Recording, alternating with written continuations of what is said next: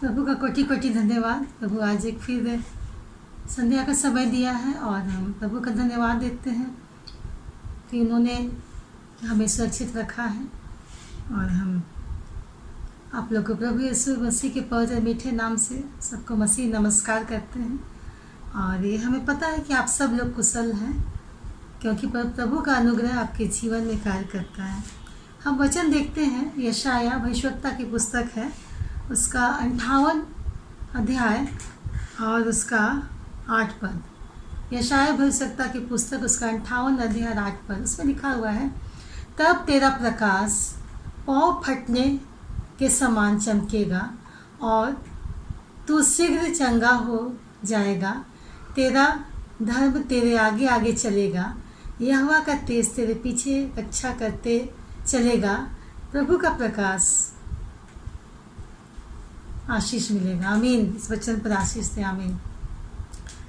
यहाँ पर प्रभु का प्रकाश के विषय में बातें हो रही हैं, अर्थात परमेश्वर का तेज के विषय में। जी हाँ, यह वचन हमें बता रहा है कि जब तेरा धर्म तेरे आगे आगे चलेगा तो यहोवा का तेज तेरे पीछे पीछे रक्षा करता चलेगा।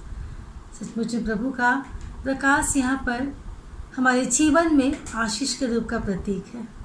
हम इसी का 58 अध्याय का ही 10 पद अगर हम पढ़ते हैं तो उसमें लिखा हुआ है, उदारता से भूखे की सहायता करें, उदारता से भूखे की सहायता करें और दीन दुखियों को संतुष्ट करें, और दीन दुखियों को संतुष्ट करें। तब अंधियारे में तेरा प्रकाश चमकेगा, तब अंधियारे में तेरा प्रकाश चमकेगा और तेरा घोर अंधकार दोपहर का सा उजियाला हो जाएगा। और तेरा घोर अंधकार दोपहर सा घोर उजियाला हो जाएगा। आमीन।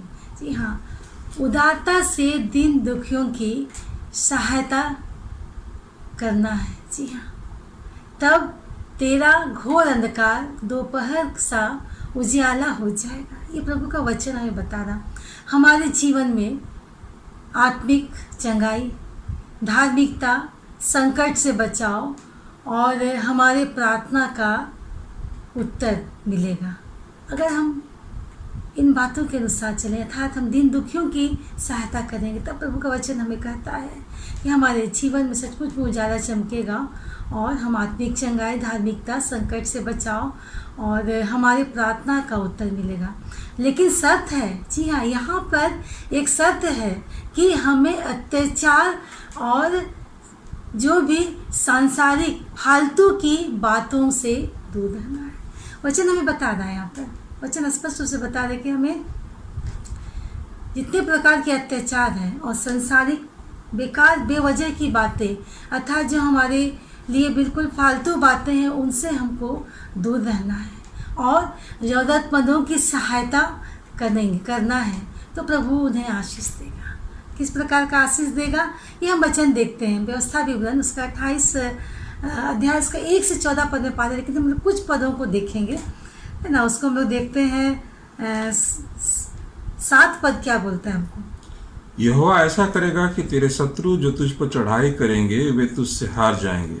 यहोवा ऐसा करेगा कि तेरे शत्रु जो तुझ पर चढ़ाई करेंगे, अर्थात तुझसे जो तेरे बैरी होंगे, अगर तुझ पर चढ़ेंगे तो यहोवा तेरी रक्षा करेगा। वे एक मार्ग से तुझ पर चढ़ाई करेंगे, परंतु तेरे सामने से 7 मार्ग से होकर भाग जाएंगे। आमीन।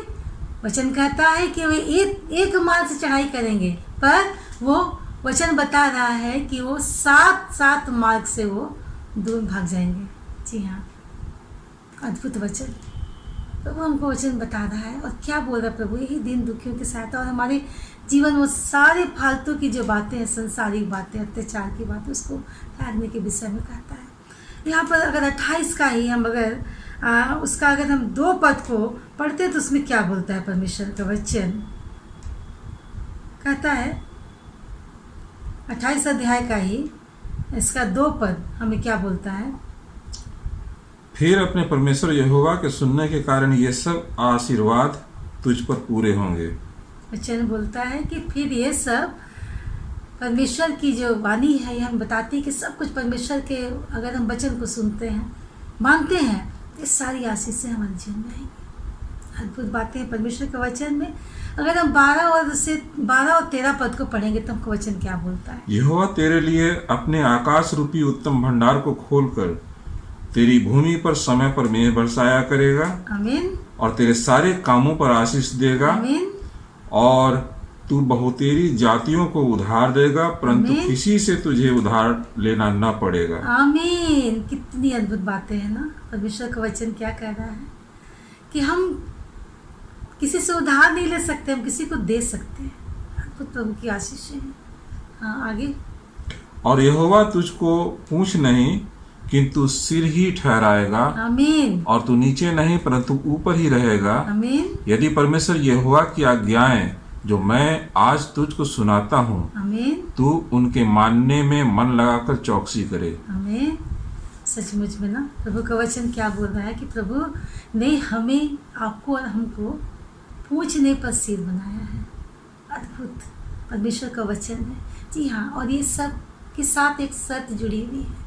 जी हाँ, जब तक हम प्रभु के उन शर्तों को नहीं मानते हैं, अर्थात जो वचन हमें बताता है कि हमें सारे अत्याचारों को त्यागना है और जितनी भी सारी सांसारिक जो फालतू की बेकार की बातें उसको छोड़ना है, प्रभु का शर्त है हमारे सामने।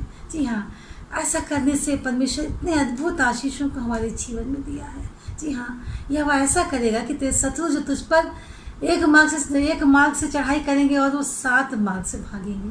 अद्भुत है परमेश्वर की वाणी।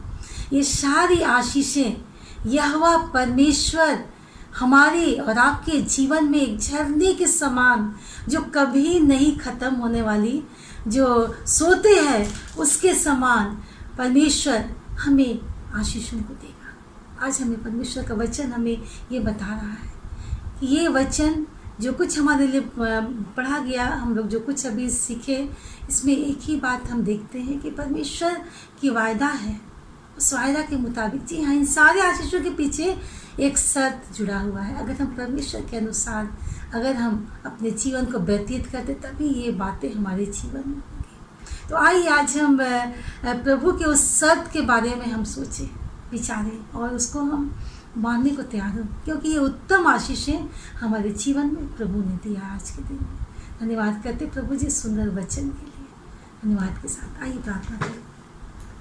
धन्यवाद करते हैं पिता परमेश्वर की, प्रभु जी तूने वचन दिया प्रभु जी, सचमुच प्रभु जी जब तेरा धर्म का प्रकाश हमारे ऊपर प्रभु जी चमकेगा, तो प्रभु जी तू प्रभु जी हमारे रक्षक बन करके प्रभु जी हमारे पीछे पीछे चलेगा पिता परमेश्वर। और प्रभु जी तूने पिता परमेश्वर तेरा वचन कहता है प्रभु जी कि जब हम तेरे प्रभु जी बातों को मानते हैं प्रभु जी, तू चाहता है कि हम उन दुखियों की मदद करें, हम अत्याचार ना करें प्रभु जी, संसारिक सारे बेकार की बातों को त्यागे प्रभु जी। तो तेरा वचन स्पष्ट रूप से हमें बताता है पिता परमेश्वर कि प्रभु जी एक मार्ग से अगर हमारे शत्रु हमारे ऊपर चढ़ाई करते हैं प्रभु जी, हमसे युद्ध करते हैं प्रभु जी, हमसे वाद विवाद करते हैं प्रभु जी, तो तेरा अनुग्रह की वजह से वो 7 मार्ग से भागेंगे पिता परमेश्वर। और सचमुच प्रभु जी ये सोते जो प्रभु जी कभी ना खत्म होने वाली आशीषों के रूप में तो हमारे जीवन में देगा पिता परमेश्वर।